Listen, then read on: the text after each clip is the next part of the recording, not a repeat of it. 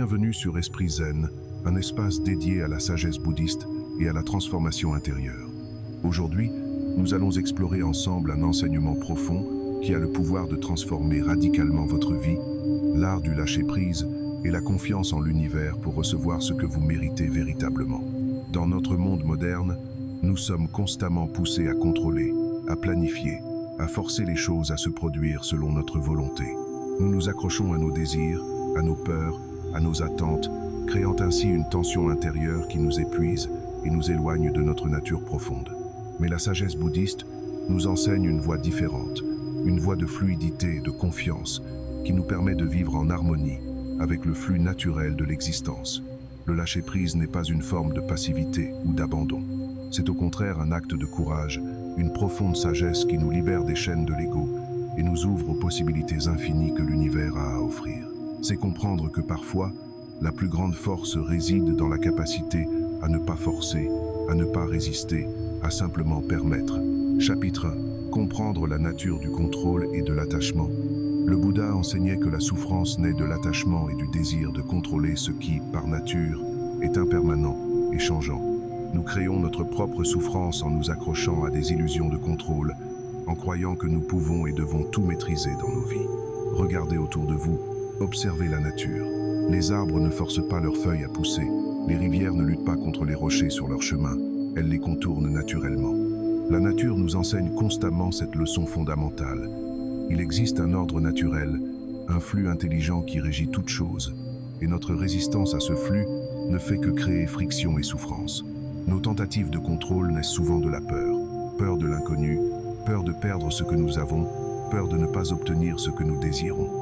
Cette peur nous pousse à serrer les poings, à tenir fermement les rênes de notre vie, sans réaliser que plus nous serrons fort, plus nous créons de tensions et moins nous sommes capables de recevoir ce qui nous est destiné. Dans la tradition bouddhiste, on parle d'upadana, qui signifie l'attachement ou l'accrochage.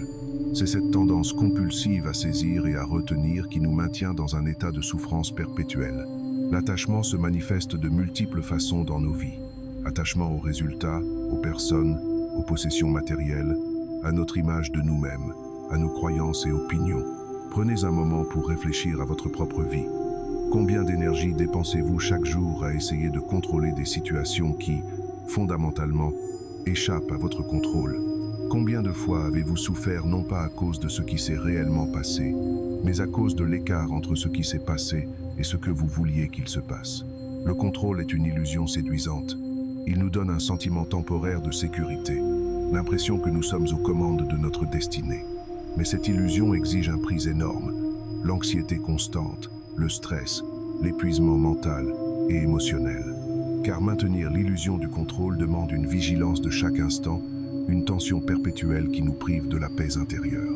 La vérité libératrice que le bouddhisme nous révèle est que nous n'avons jamais eu le contrôle total, et nous ne l'aurons jamais.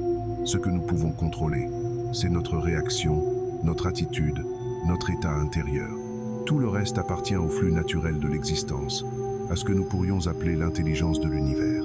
Lorsque nous comprenons vraiment cette vérité, non pas intellectuellement mais dans la profondeur de notre être, quelque chose se détend en nous. Nous pouvons enfin respirer, nous pouvons enfin relâcher cette tension constante qui nous habitait. C'est le début du véritable lâcher-prise. Chapitre 2. L'univers comme force bienveillante et intelligente. Dans la philosophie bouddhiste, particulièrement dans le bouddhisme Mahayana, il existe le concept de Tathagatagarbha, souvent traduit par nature de Bouddha ou essence d'éveil. C'est l'idée que tous les êtres possèdent en eux la semence de l'illumination et que cette essence est connectée à une intelligence universelle plus vaste. L'univers, dans cette perspective, n'est pas une force aveugle et chaotique, mais plutôt un système intelligent, cohérent et fondamentalement bienveillant. Il fonctionne selon des lois naturelles qui transcendent notre compréhension limitée, mais qui travaillent toujours dans le sens de l'évolution, de l'équilibre et de l'harmonie.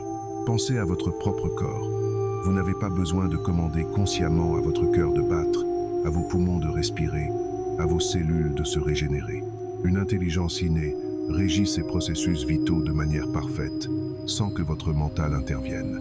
De la même façon, il existe une intelligence universelle qui orchestre les événements de votre vie d'une manière qui dépasse votre compréhension rationnelle. Cette intelligence universelle connaît votre véritable nature, votre potentiel le plus élevé, votre chemin authentique. Elle sait ce dont vous avez réellement besoin, au-delà de ce que votre ego désire superficiellement. Et elle conspire constamment à vous apporter les expériences, les rencontres, les opportunités qui vous permettront de réaliser votre nature profonde. Mais pour que cette intelligence puisse opérer pleinement dans votre vie, vous devez créer l'espace nécessaire. Et cet espace se crée par le lâcher-prise, par la confiance, par l'ouverture. Lorsque vous êtes constamment dans le contrôle, dans la résistance, dans la lutte, vous bloquez le flux naturel de cette intelligence. C'est comme construire un barrage sur une rivière. L'eau cherche toujours à couler, mais vous créez une obstruction qui empêche son mouvement naturel. Le concept de karma dans le bouddhisme est souvent mal compris. Il ne s'agit pas d'un système punitif où l'univers nous récompense ou nous punit pour nos actions. Le karma est simplement la loi de cause à effet, le principe selon lequel nos actions créent des conséquences qui se manifestent dans nos vies. Mais au-delà du karma personnel, il existe ce qu'on pourrait appeler un karma collectif, un flux universel qui nous porte tous vers l'éveil, vers la réalisation de notre nature profonde. Faire confiance à l'univers ne signifie pas devenir passif ou abandonner toute action.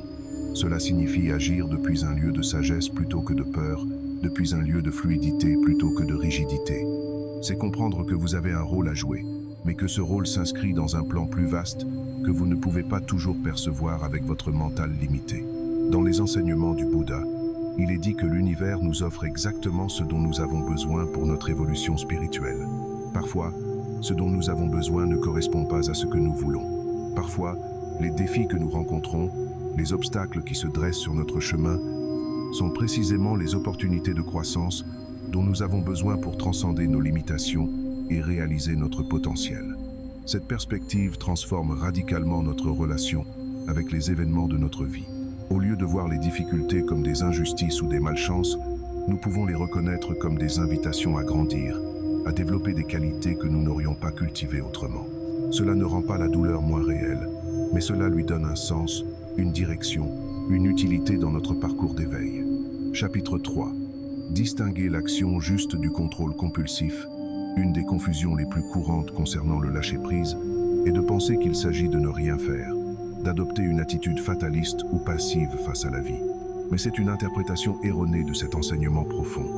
Le lâcher-prise ne signifie pas l'inaction, il signifie l'action sans attachement au résultat. Dans le bouddhisme, on parle d'action juste, qui est l'un des éléments du noble sentier octuple enseigné par le Bouddha. L'action juste est une action qui naît de la sagesse, de la compassion et de la présence consciente.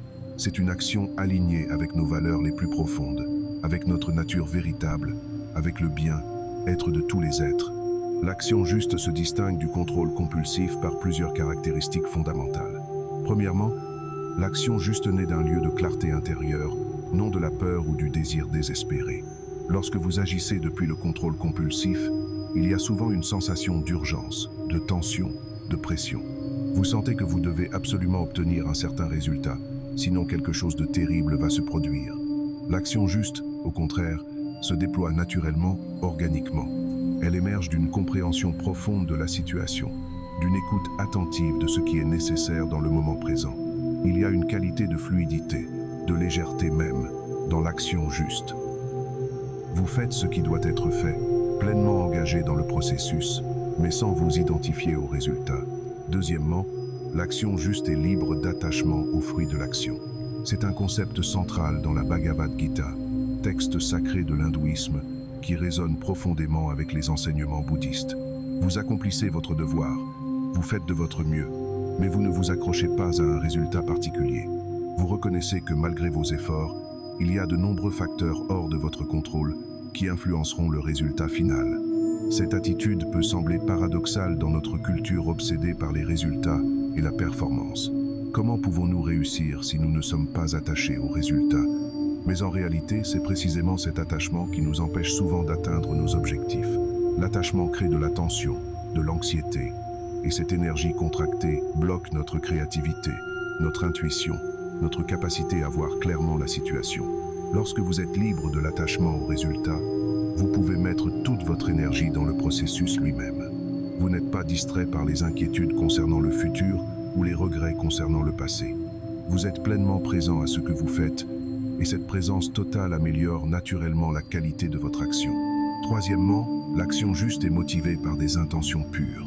Dans le bouddhisme, on accorde une grande importance à l'intention qui sous-tend nos actions. Une action peut sembler bonne extérieurement, mais si elle est motivée par l'égoïsme, la peur, la colère ou l'avidité, elle ne produira pas les fruits que nous espérons. À l'inverse, une action apparemment simple, motivée par la compassion et la sagesse, peut avoir des répercussions profondes et bénéfiques. Le contrôle compulsif, lui, est souvent motivé par l'ego, par le besoin de prouver quelque chose, de se sentir important, de combler un manque intérieur. Il y a une qualité de crispation, de sérieux excessif, de rigidité. L'action juste, au contraire, a une qualité de spontanéité, de joie même, parce qu'elle n'est pas alourdie par tous ces agendas cachés de l'ego. Comment pouvez-vous cultiver cette capacité à agir justement tout en lâchant prise sur le résultat? Cela commence par développer une conscience plus profonde de vos motivations. Avant d'agir, prenez un moment pour vous demander « Pourquoi est-ce que je veux faire cela? Quelle est l'intention derrière cette action? Est-ce que j'agis par peur ou par amour? Est-ce que j'agis pour servir un bien plus grand ou simplement pour satisfaire les demandes de mon ego? » Cette investigation honnête vous permettra progressivement de distinguer l'action juste du contrôle compulsif. Vous apprendrez à reconnaître la signature énergétique de chacun. Le contrôle compulsif se sent lourd, urgent, contracté. L'action juste se sent fluide, naturelle, alignée. Chapitre 4. La pratique de la présence consciente. Au cœur du lâcher-prise se trouve la pratique de la présence consciente, ou sati en pali, le mot que le Bouddha utilisait pour décrire cette qualité d'attention éveillée. La présence consciente est la clé qui nous libère de la prison du passé et du futur, ces deux dimensions temporelles où l'ego aime résider et d'où naissent la plupart de nos souffrances. Lorsque vous êtes véritablement présent, ancré dans l'instant, le contrôle perd son emprise, car le contrôle est toujours orienté vers le futur. Il est la tentative de modeler ce qui n'existe pas encore selon nos désirs.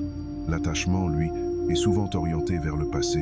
C'est le refus de lâcher ce qui n'est plus.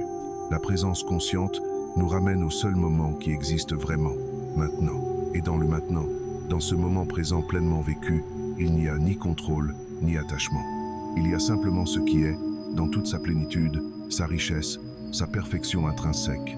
Mais comment cultiver cette présence consciente dans un monde qui conspire constamment à nous en éloigner? Comment rester ancré dans le moment présent alors que nos esprits sont bombardés de stimulation, de préoccupation, de distraction? La réponse se trouve dans la pratique régulière de la méditation. La méditation n'est pas une technique d'évasion ou de relaxation, bien que ses effets puissent en découler. La méditation est un entraînement de l'esprit, une discipline qui nous apprend à diriger notre attention consciemment plutôt que d'être emporté par le torrent incessant de nos pensées. Dans la tradition bouddhiste, il existe de nombreuses formes de méditation, mais l'une des plus fondamentales est la méditation sur la respiration. Vous vous asseyez confortablement, le dos droit, et vous portez votre attention sur votre respiration, sur la sensation de l'air qui entre et sort de vos narines, sur le mouvement de votre abdomen qui se soulève et s'abaisse. Inévitablement, votre esprit va s'égarer. Vous allez vous retrouver perdu dans vos pensées, vos plans, vos souvenirs, vos inquiétudes. C'est normal, c'est la nature de l'esprit non entraîné. Mais chaque fois que vous remarquez que votre esprit s'est égaré, vous ramenez doucement votre attention à la respiration, sans jugement, sans frustration. Ce simple geste de revenir, répété encore et encore, est l'essence même de la pratique. Ce qui se passe pendant la méditation est un microcosme de ce qui se passe dans votre vie. Vous apprenez à observer vos pensées et vos émotions sans vous identifier à elles, sans vous laisser emporter par elles. Vous créez un espace entre le stimulus et la réaction, un espace de liberté où vous pouvez choisir consciemment comment répondre plutôt que de réagir automatiquement. Cette capacité à observer sans s'identifier est cruciale pour le lâcher-prise. Car ce qui nous maintient dans le contrôle et l'attachement, c'est précisément cette identification à nos pensées, nos émotions, nos désirs. Nous croyons que nous sommes nos pensées, que nous sommes nos émotions. Mais la méditation nous révèle une vérité libératrice. Vous n'êtes pas vos pensées, vous êtes la conscience qui observe les pensées. Au-delà de la méditation formelle, vous pouvez cultiver la présence consciente dans chaque activité de votre vie quotidienne. Laver la vaisselle peut devenir une méditation si vous le faites avec une attention totale, en sentant la température de l'eau, la texture de l'assiette, le mouvement de vos mains. Marcher peut devenir une méditation si vous êtes conscient de chaque pas, de la sensation de vos pieds touchant le sol, du mouvement de votre corps dans l'espace. Cette pratique de la présence consciente dans les activités quotidiennes transforme progressivement votre rapport à la vie. Vous découvrez qu'il y a une richesse, une beauté, une plénitude dans les moments les plus simples, les plus ordinaires. Vous n'avez plus besoin de chercher constamment quelque chose de plus, quelque chose de différent. Vous pouvez simplement être pleinement présent à ce qui est. Et dans cette présence, le lâcher-prise se produit naturellement. Vous réalisez que vous n'avez pas besoin de contrôler chaque aspect de votre vie pour être en sécurité, pour être heureux.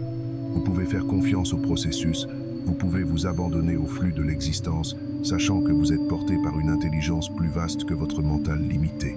Chapitre 5. Accepter l'impermanence comme loi universelle.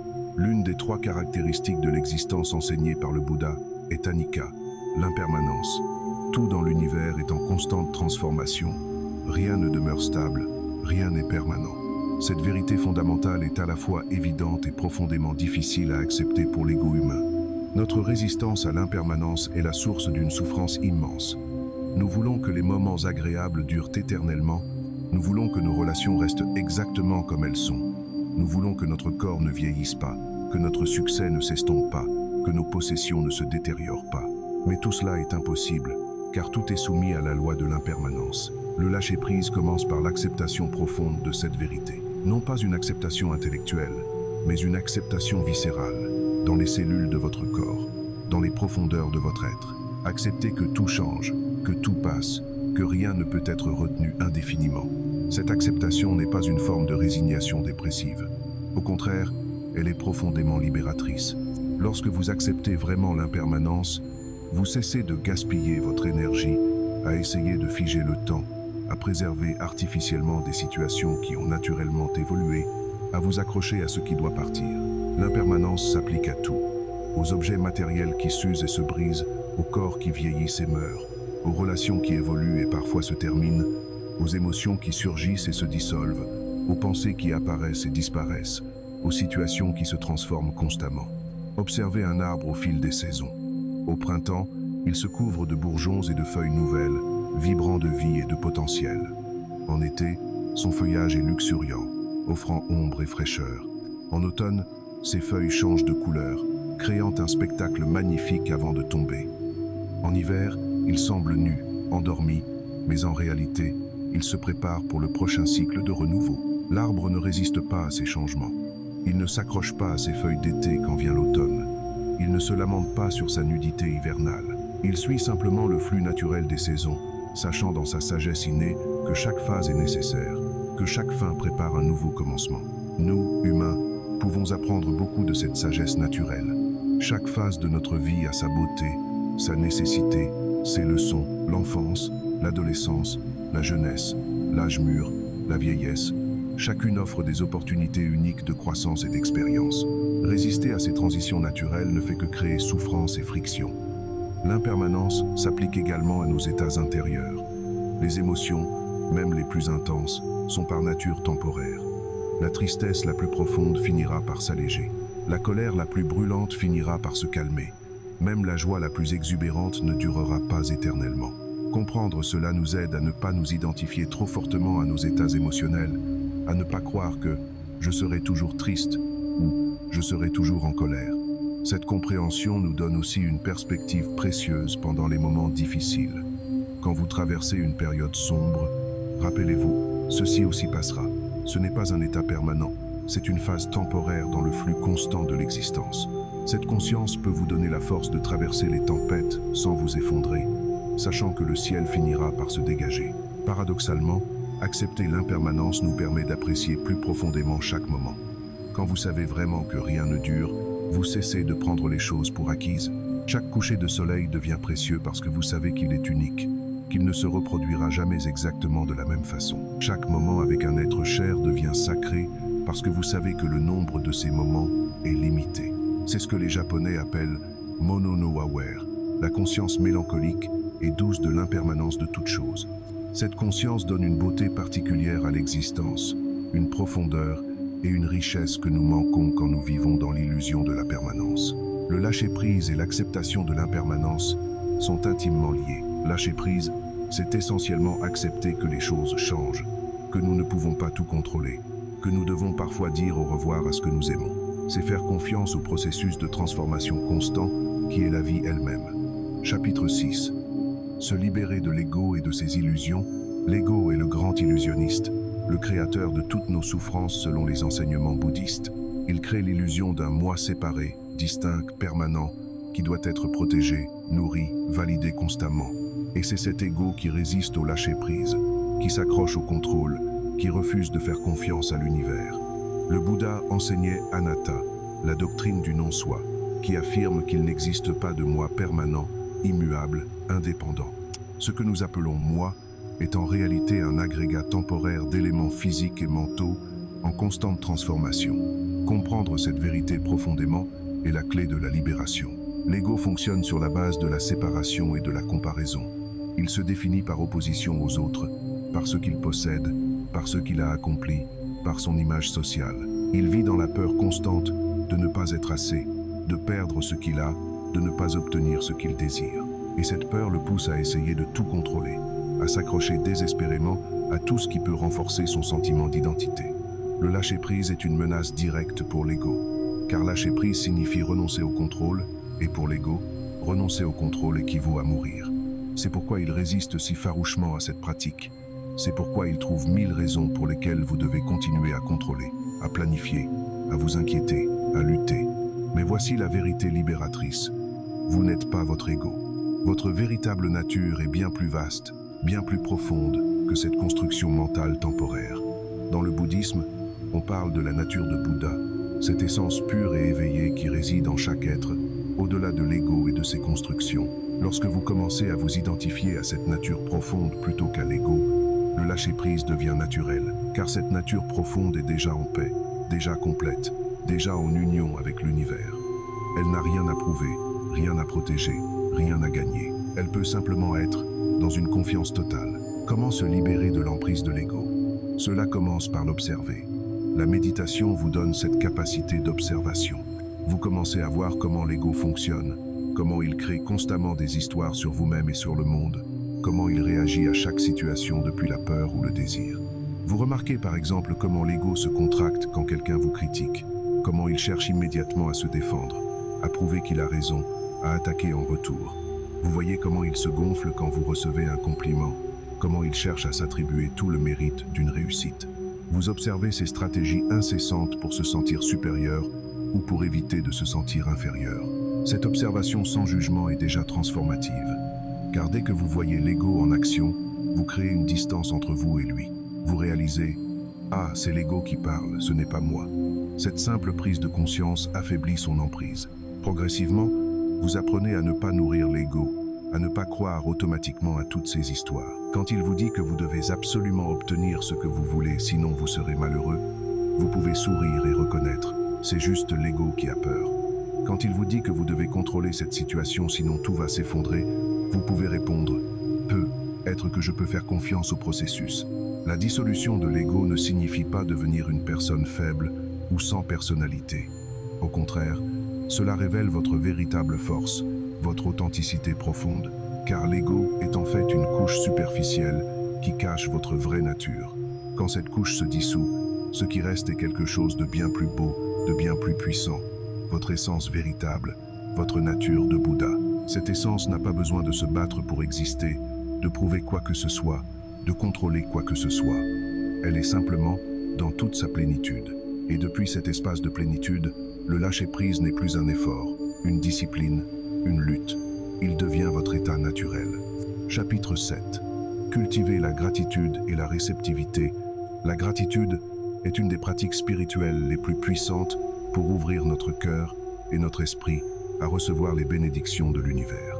Dans le bouddhisme, la gratitude est considérée comme une qualité essentielle sur le chemin de l'éveil, car elle nous connecte directement à l'interconnexion de toutes choses et à l'abondance qui nous entoure déjà.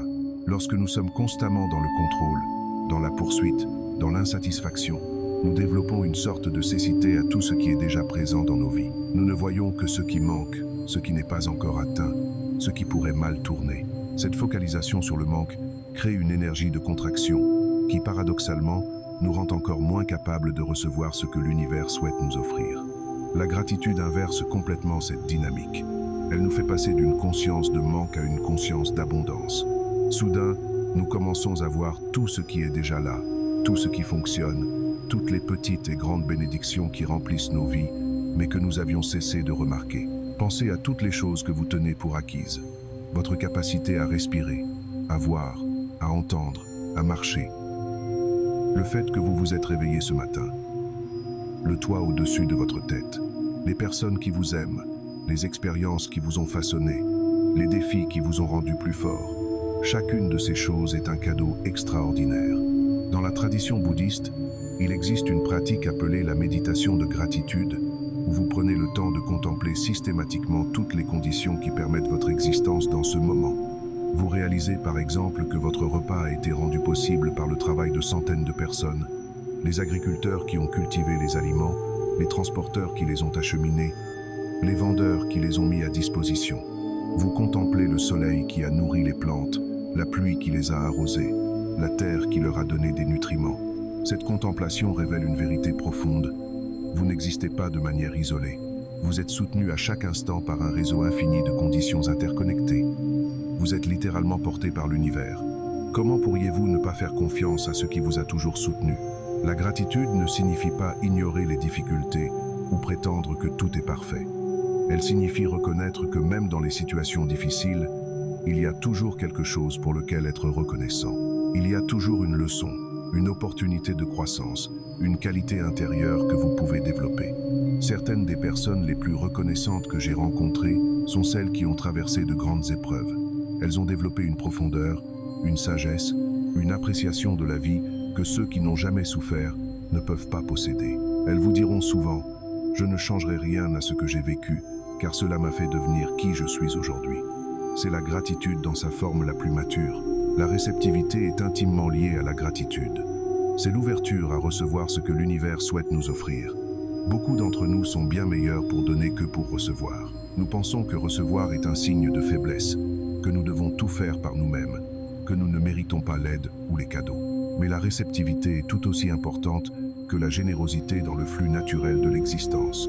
L'univers fonctionne selon un principe de circulation. L'énergie doit pouvoir circuler librement, entrer et sortir.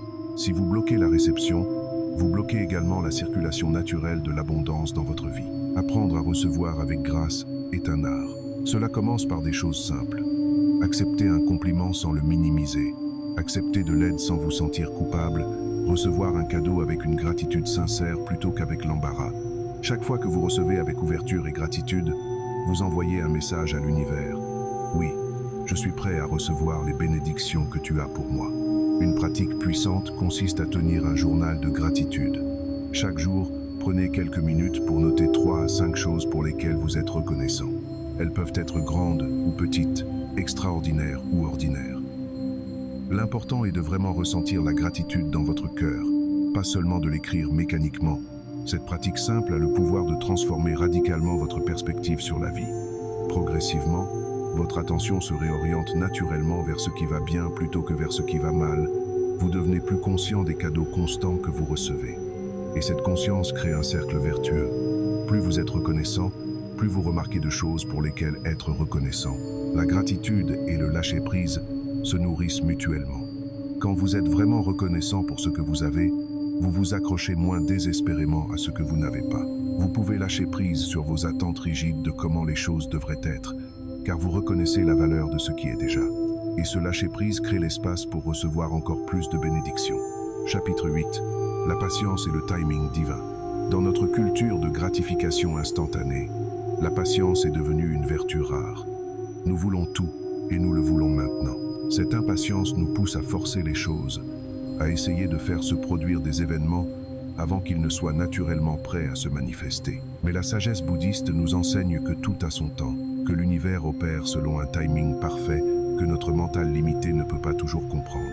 La patience, ou Khanti en pali, est l'une des 6 perfections dans le bouddhisme Mahayana. C'est la capacité d'endurer, d'attendre, de faire confiance au processus même quand les résultats ne sont pas encore visibles. C'est comprendre que la croissance spirituelle, comme la croissance dans la nature, ne peut pas être forcée. Pensez à une graine plantée dans la terre. Après l'avoir plantée, vous ne pouvez pas déterrer la graine tous les jours pour vérifier si elle pousse. Vous devez avoir la patience de laisser le processus naturel se dérouler. La graine a besoin de temps dans l'obscurité de la terre, absorbant l'humidité, se préparant à germer. Puis une petite pousse émerge, fragile au début, mais qui grandit progressivement vers la lumière. Vous ne pouvez pas tirer sur la plante pour la faire pousser plus vite. Tout ce que vous pouvez faire est de créer les conditions optimales, lui donner de l'eau, de la lumière, des nutriments, et ensuite faire confiance au timing naturel de la croissance. C'est la même chose avec toutes les manifestations dans votre vie. L'impatience naît souvent de notre désir de contrôler le timing des événements. Nous avons décidé que quelque chose devrait se produire maintenant, et si cela ne se produit pas selon notre calendrier, nous devenons anxieux, frustrés, nous commençons à douter. Mais cette impatience révèle une forme d'arrogance. Nous croyons savoir mieux que l'univers quand les choses devraient se produire. La vérité est que nous ne pouvons pas voir l'image complète. Nous ne comprenons pas tous les facteurs qui doivent s'aligner pour qu'une manifestation se produise de manière optimale. Parfois, ce que nous percevons comme un retard est en réalité l'univers qui orchestre les choses de manière à ce que nous recevions quelque chose de bien meilleur que ce que nous avions initialement demandé. Il y a une histoire célèbre dans le bouddhisme zen d'un fermier dont le cheval s'est échappé. Ses voisins sont venus le voir et ont dit « Quelle malchance !» Le fermier a simplement répondu « Peut être ». Le lendemain, le cheval est revenu accompagné de plusieurs chevaux sauvages. Les voisins se sont exclamés « Quelle chance !» Le fermier a encore répondu « Peut être ». Le jour suivant, le fils du fermier essayait de dompter un des chevaux sauvages et il s'est cassé la jambe. « Quelle malchance !» ont dit les voisins. « Peut être », a répondu le fermier. La semaine suivante, l'armée est venue recruter de force tous les jeunes hommes du village pour la guerre, mais ils ont épargné le fils du fermier à cause de sa jambe cassée. Cette histoire illustre magnifiquement comment nous ne pouvons pas juger si quelque chose est bon ou mauvais dans l'instant, car nous ne connaissons pas les implications à long terme. Ce qui semble être un obstacle aujourd'hui peut se révéler être une bénédiction déguisée demain. Cette compréhension nous aide à cultiver la patience et la confiance dans le timing divin. La patience ne signifie pas l'inaction passive. Vous continuez à faire votre part, à prendre les actions inspirées, à cultiver les conditions propices, mais vous le faites sans l'anxiété, sans la pression, sans l'attachement désespéré à un timing particulier. Vous plantez les graines, vous arrosez le jardin, et ensuite vous faites confiance à la nature pour faire son travail. Il y a une grande paix qui vient avec cette acceptation du timing divin. Vous n'êtes plus constamment tendu, en train de pousser, de forcer, d'essayer de faire se produire les choses plus vite. Vous pouvez vous détendre dans le moment présent, sachant que tout se déroule exactement comme il se doit, selon un plan plus intelligent que celui que votre mental pourrait concevoir. Cette patience est particulièrement importante dans les relations. Nous voulons souvent que les autres changent selon notre calendrier, que les conflits se résolvent immédiatement, que les blessures guérissent rapidement. Mais la transformation humaine a son propre rythme. Les gens changent quand ils sont prêts, pas quand nous voulons qu'ils changent. La guérison émotionnelle prend le temps qu'elle prend. Forcer ou presser ne fait qu'ajouter de la résistance et ralentir le processus. Dans votre propre croissance spirituelle également, la patience est essentielle. Il n'y a pas de raccourci vers l'éveil. Le chemin spirituel est un marathon, pas un sprint. Il y aura des périodes de progrès rapides et des périodes de plateau apparent. Il y aura des percées illuminantes et des moments de doute et d'obscurité. Tout cela fait partie du processus naturel. Si vous vous impatientez avec votre propre développement, si vous vous jugez pour ne pas progresser assez vite, vous créez de la tension qui entrave en fait votre croissance. C'est comme un papillon qui lutte pour sortir de son cocon. Cette lutte est nécessaire pour renforcer ses ailes. Si vous ouvrez prématurément le cocon pour l'aider, le papillon mourra, car ses ailes ne seront pas assez fortes pour voler. Cultivez donc la patience envers vous-même, envers les autres, envers le processus de la vie. Faites confiance que tout se déroule selon un timing parfait, même quand vous ne pouvez pas le voir. Cette confiance est l'essence même du lâcher-prise. Chapitre 9. Transformer les obstacles en opportunités. L'un des enseignements les plus puissants du bouddhisme est que les obstacles que nous rencontrons sur notre chemin ne sont pas des punitions ou des accidents, mais des opportunités déguisées pour notre croissance et notre éveil. Cette perspective transforme radicalement notre relation avec les difficultés de la vie. Le Bouddha lui-même a enseigné que la souffrance est inévitable dans l'existence humaine. C'est la première noble vérité. Mais il a également enseigné qu'il existe un chemin pour transcender cette souffrance, pour la transformer en sagesse et en compassion. Les obstacles ne sont pas quelque chose à éviter à tout prix, mais quelque chose à embrasser comme partie intégrante de notre voyage spirituel. Dans la tradition du bouddhisme tibétain, il existe une pratique appelée Lojong, ou entraînement de l'esprit, qui nous enseigne spécifiquement à transformer les circonstances défavorables en chemin spirituel. L'un des slogans du Lojong dit « Transforme les obstacles en chemin ». C'est reconnaître que chaque difficulté porte en elle les graines de notre libération si nous savons comment l'aborder avec sagesse. Pensez aux moments les plus difficiles de votre vie. Avec le recul, ne voyez-vous pas comment ces expériences vous ont façonné, vous ont rendu plus fort, plus sage, plus compatissant? Les périodes faciles de la vie sont agréables, mais ce sont rarement celles qui nous font grandir le plus.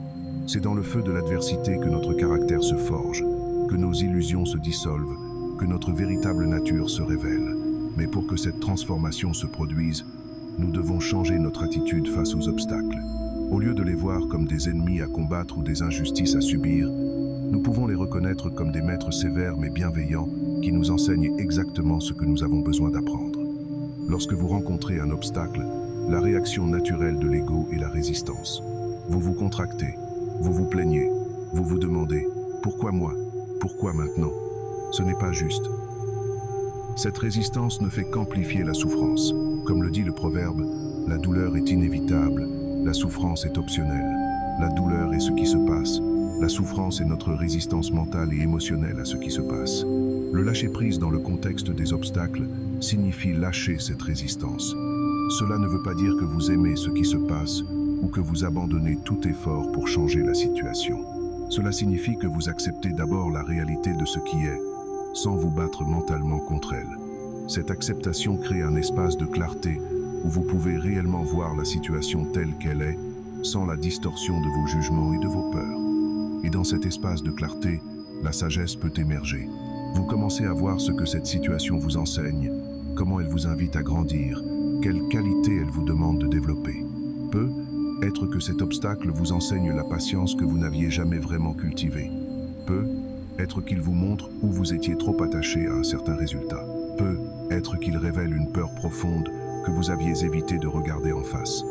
Peut être qu'il vous force à développer des capacités que vous n'auriez jamais développées autrement. Il y a une histoire dans le zen d'un maître qui avait l'habitude de remercier chaleureusement toute personne qui lui créait des difficultés. Ses étudiants étaient perplexes jusqu'à ce qu'il leur explique « Sans ces personnes qui me testent, comment pourrais-je pratiquer la patience, la compassion, l'équanimité? Ils sont mes meilleurs enseignants, car ils me montrent exactement où je dois encore travailler. » Cette perspective ne vient pas naturellement. Elle demande de la pratique, de la discipline mentale, une volonté constante de choisir une interprétation plus sage face aux événements. Mais avec le temps, elle devient de plus en plus naturelle, jusqu'à ce que vous arriviez à un point où vous accueillez réellement les défis, sachant qu'ils sont des opportunités déguisées. Cela ne signifie pas rechercher activement la souffrance ou rester dans des situations abusives. Le bouddhisme n'enseigne pas le masochisme. Cela signifie reconnaître que les obstacles font partie intégrante de la vie et qu'au lieu de leur résister, nous pouvons apprendre à danser avec eux, à les utiliser comme carburant pour notre croissance. Une des transformations les plus profondes se produit quand vous réalisez que souvent, les plus grands cadeaux de votre vie sont venus déguisés en problèmes. La perte d'un emploi qui vous a forcé à découvrir votre véritable passion, la fin d'une relation qui a ouvert la porte à un amour plus authentique, la maladie qui vous a appris à valoriser votre santé et à vivre plus consciemment, la trahison qui vous a enseigné le discernement et la force intérieure. Quand vous comprenez vraiment cela, vous commencez à faire confiance au processus de la vie d'une manière beaucoup plus profonde. Vous savez que même quand les choses semblent aller mal, l'univers travaille en votre faveur, vous guidant vers votre plus haute réalisation. Cette confiance est l'essence du lâcher-prise. Chapitre 10. La compassion envers soi-même dans le lâcher-prise. Un des obstacles les plus grands au véritable lâcher-prise est notre tendance à l'autocritique sévère et au jugement de nous-mêmes. Nous nous battons non seulement contre les circonstances extérieures, mais aussi contre nous-mêmes, créant une guerre intérieure qui nous épuise et nous empêche de recevoir les bénédictions que l'univers souhaite nous offrir. Dans le bouddhisme, la compassion n'est pas seulement dirigée vers les autres, elle commence par soi-même.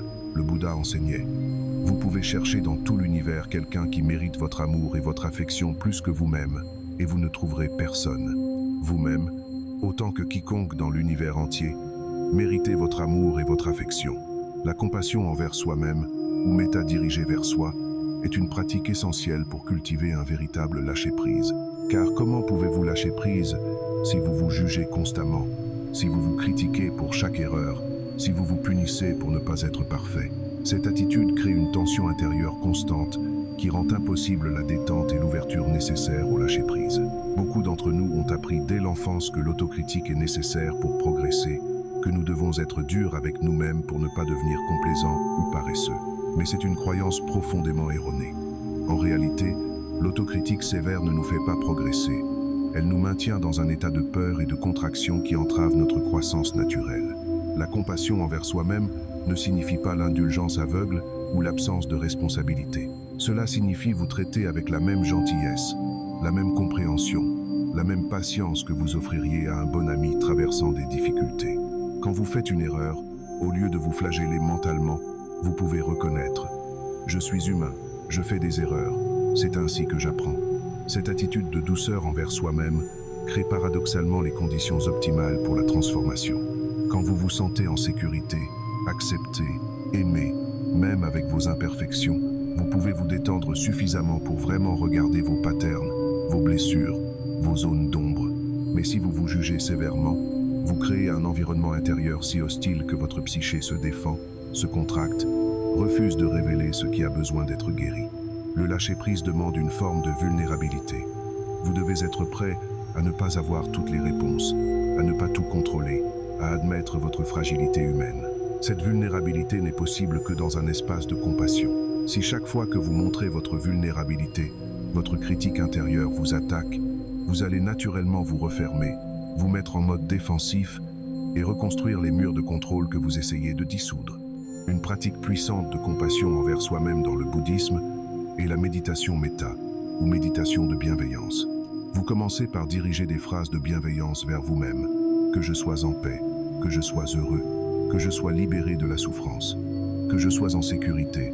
Vous répétez ces phrases doucement, en laissant leur signification pénétrer votre cœur. Au début, cette pratique peut sembler artificielle ou même égoïste pour certains. Nous sommes tellement habitués à nous traiter durement que la douceur envers nous-mêmes semble étrangère, presque suspecte. Mais avec la pratique régulière, quelque chose commence à se transformer. Vous commencez à développer une présence intérieure bienveillante, une voix douce qui peut vous accompagner dans les moments difficiles. Cette présence intérieure bienveillante est comme un parent sage et aimant qui est toujours là pour vous, qui ne vous juge jamais, qui comprend vos luttes, qui célèbre vos victoires, qui vous console dans vos défaites. C'est la voix de votre nature profonde, de votre nature de Bouddha, qui vous rappelle votre valeur intrinsèque au-delà de toutes vos réalisations ou échecs. Quand vous cultivez cette compassion envers vous-même, le lâcher-prise devient beaucoup plus facile. Vous pouvez lâcher prise sur le besoin d'être parfait, parce que vous vous acceptez déjà tel que vous êtes. Vous pouvez lâcher prise sur le besoin de contrôler ce que les autres pensent de vous, parce que votre estime de vous-même ne dépend plus de leur approbation. Vous pouvez lâcher prise sur vos attachements, parce que vous savez que votre valeur ne réside pas dans ce que vous possédez ou accomplissez. La compassion envers soi-même vous permet également d'être plus patient avec votre propre processus de croissance. Vous comprenez que la transformation spirituelle n'est pas linéaire, qu'il y aura des hauts et des bas, des avancées et des reculs. Quand vous traversez une période difficile, au lieu de vous juger pour ne pas être assez évolué, vous pouvez vous offrir la gentillesse et le soutien dont vous avez besoin. Cette attitude de compassion envers soi-même se répand naturellement vers les autres. Quand vous arrêtez d'être si dur avec vous-même, vous devenez automatiquement moins critique envers les autres. Vous développez plus de compréhension, plus d'empathie, parce que vous reconnaissez en eux la même humanité imparfaite que vous avez appris à accepter en vous. Le lâcher-prise ultime peut être le lâcher-prise sur le besoin d'être quelqu'un d'autre que ce que vous êtes. C'est accepter votre humanité dans toute sa beauté et ses imperfections. C'est reconnaître que vous êtes déjà complet, déjà digne, déjà assez, exactement comme vous êtes maintenant. Cette reconnaissance profonde est la compassion suprême envers soi-même, et elle ouvre la porte à recevoir tout ce que l'univers a pour vous. Chapitre 11. Vivre dans l'abandon confiant. L'abandon confiant est l'état ultime du lâcher-prise, où vous ne luttez plus contre la vie, mais vous laissez porter par elle comme une feuille sur un ruisseau. C'est l'état où vous avez tellement confiance en l'intelligence de l'univers que vous pouvez vous détendre complètement dans le moment présent, sachant que vous êtes exactement où vous devez être. Cet abandon n'est pas une forme de passivité résignée. C'est au contraire une participation active dans la vie, mais depuis un lieu de fluidité plutôt que de rigidité, de confiance plutôt que de peur, d'ouverture plutôt que de contrôle. C'est comme un danseur expert qui s'abandonne à la musique, qui ne lutte pas contre le rythme, mais se laisse guider par lui, créant ainsi quelque chose de beau et de gracieux. Dans le taoïsme, philosophie intimement liée au bouddhisme, on parle de wu-wei, souvent traduit par non-action ou action sans effort. Ce n'est pas l'inaction, mais l'action qui découle naturellement de l'être, qui s'aligne avec le Tao, le flux naturel de l'univers. C'est l'action qui ne force pas, qui ne résiste pas, qui coule comme l'eau trouve naturellement son chemin vers la mer. Vivre dans cet abandon confiant demande une foi profonde.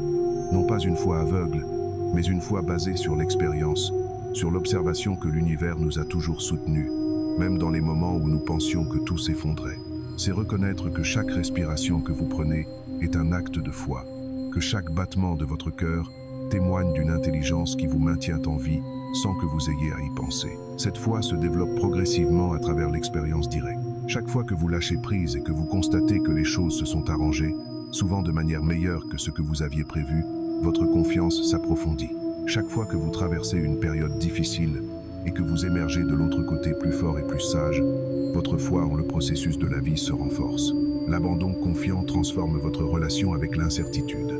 Au lieu de voir l'incertitude comme une menace, quelque chose à contrôler ou à éviter, vous commencez à la voir comme un espace de possibilités infinies. Quand vous ne savez pas exactement ce qui va se passer, cela signifie que l'univers a de la place pour créer quelque chose de magnifique que vous n'auriez pas pu imaginer. Dans cet état d'abandon confiant, vous devenez comme un bambou dans le vent. Le bambou ne résiste pas aux rafales, il plie avec elles, se balance gracieusement, et quand le vent passe, il revient naturellement à sa position verticale. Il ne se casse pas parce qu'il ne lutte pas. C'est cette qualité de flexibilité, de non-résistance, qui donne au bambou sa force paradoxale. Vous aussi, vous pouvez développer cette qualité. Au lieu de rester rigide, face au vent du changement, face aux surprises de la vie, vous pouvez apprendre à vous plier, à vous adapter, à danser avec ce qui vient. Cette flexibilité ne vous affaiblit pas, elle vous renforce, car vous dépensez beaucoup moins d'énergie à résister et vous pouvez utiliser cette énergie de manière plus créative et constructive. L'abandon confiant change également votre rapport au temps. Vous cessez de vivre constamment dans le futur, en train de planifier, de vous inquiéter, d'attendre que quelque chose se produise pour être enfin heureux. Vous cessez de vivre dans le passé, ressassant les regrets, vous attachant à ce qui n'est plus. Vous vous installez dans le présent, le seul moment qui existe vraiment, le seul moment où la vie se déroule véritablement. Dans le présent, il n'y a pas de problème. Les problèmes existent dans nos pensées sur le passé ou le futur, mais jamais dans le moment présent pur. Dans ce moment, il y a simplement ce qui est, une respiration, une sensation, un son, une perception. Et quand vous êtes pleinement présent à ce qui est, sans le filtre de vos jugements et de vos peurs, il y a une paix, une plénitude qui ne dépend d'aucune circonstance extérieure. Cette présence éveillée dans l'instant est elle-même une forme d'abandon. Vous abandonnez vos projections sur le futur, vos regrets sur le passé, vos résistances au présent.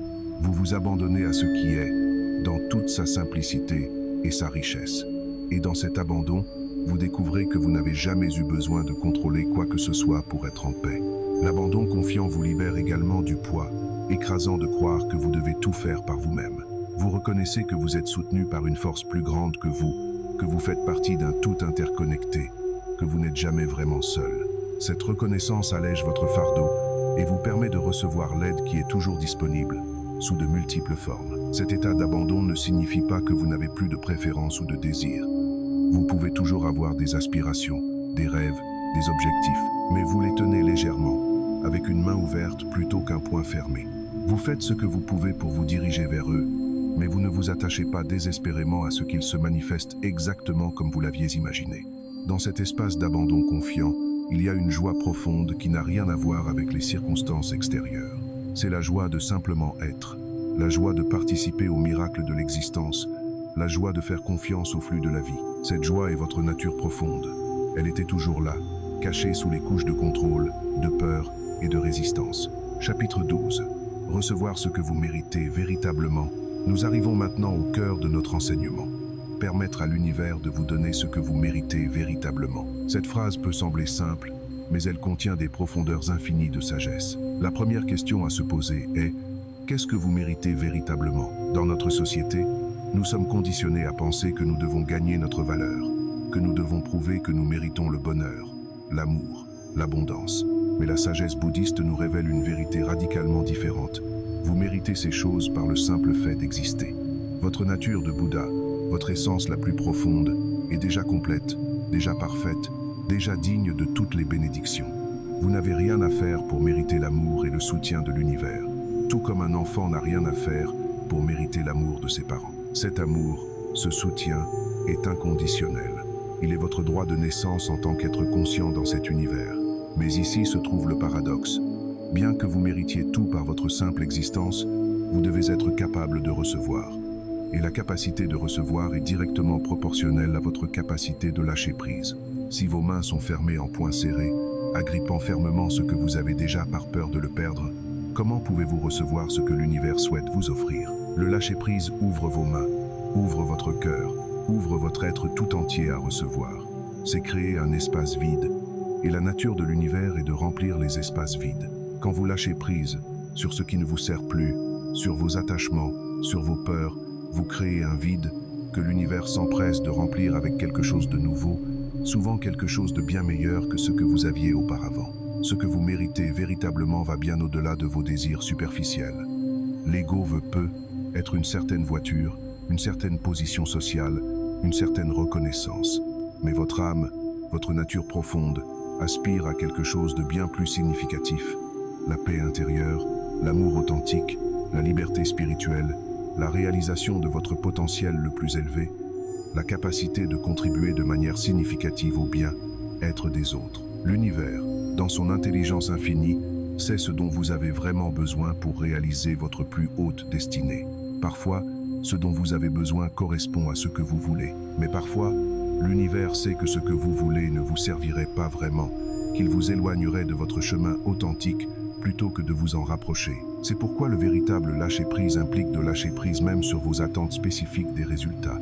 Vous pouvez avoir une intention claire, vous pouvez savoir dans quelle direction générale vous voulez aller, mais vous restez ouvert à comment cette intention se manifeste.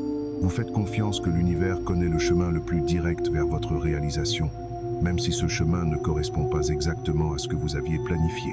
Recevoir ce que vous méritez implique également de reconnaître et de dissoudre les blocages intérieurs qui vous empêchent de recevoir. Ces blocages peuvent prendre de nombreuses formes.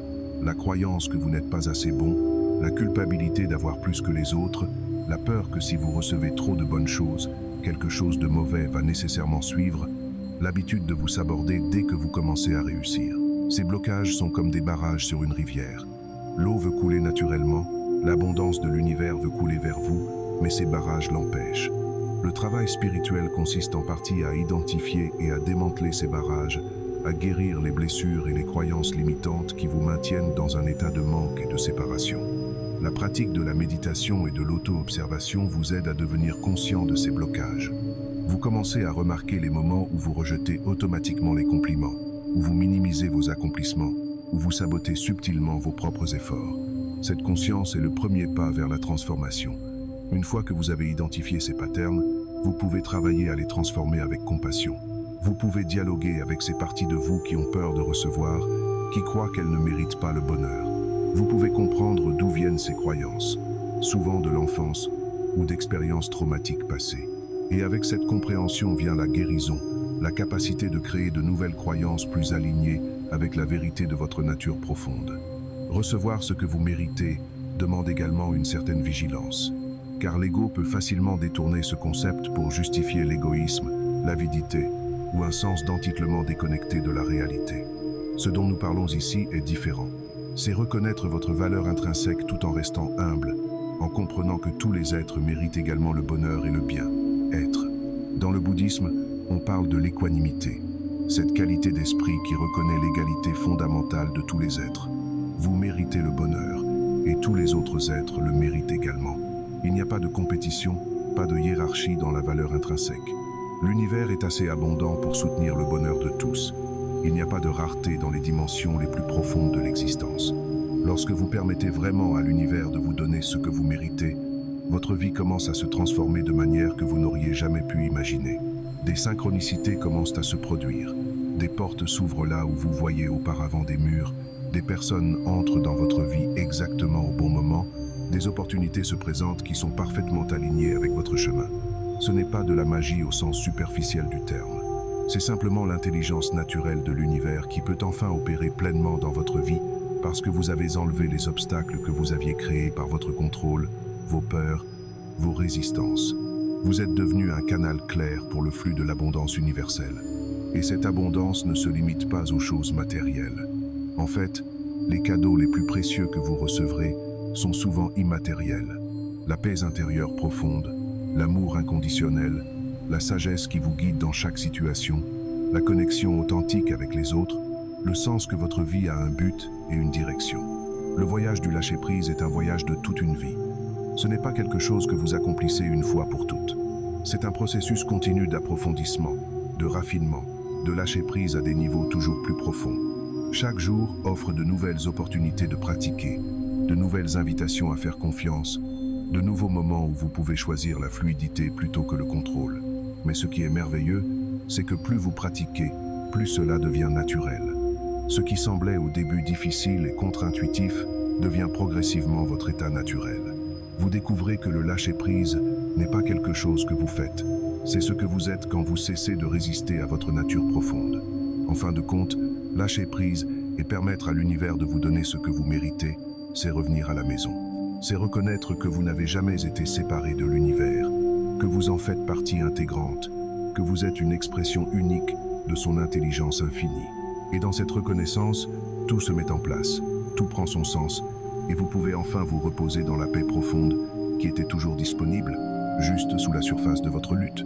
Merci d'avoir pris ce temps pour explorer ensemble cette sagesse profonde du lâcher-prise.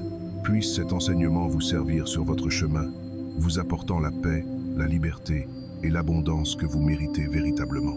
Que vous puissiez vivre chaque jour dans la confiance, dans l'ouverture, dans l'abandon à l'intelligence bienveillante qui orchestre toute vie. Namasté.